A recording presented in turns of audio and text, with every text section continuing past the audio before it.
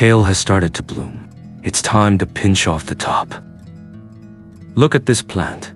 Although it has flower buds, it is still compact and short.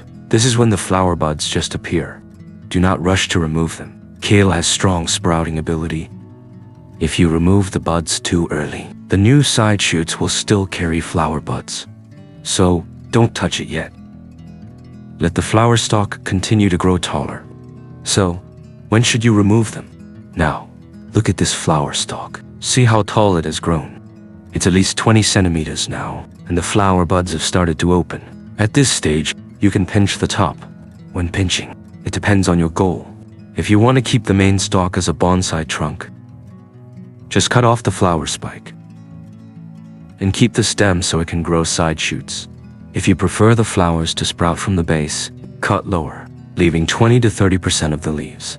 After topping, many small shoots will grow from that point. If the stem is weak and thin and you don't want too many high branches, you can chop it down directly.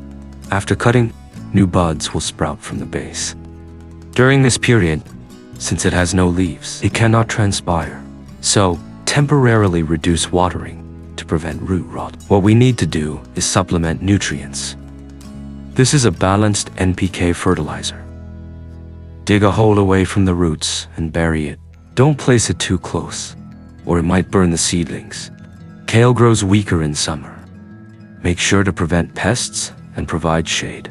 When autumn comes and temperatures drop, kale will start growing vigorously again. By then, its multi-headed bonsai shape will be fully formed. Once temperatures fall below 20 degrees Celsius, it will gradually develop color. At that stage, kale is just as beautiful as peonies. Have you learned the key points of growing kale?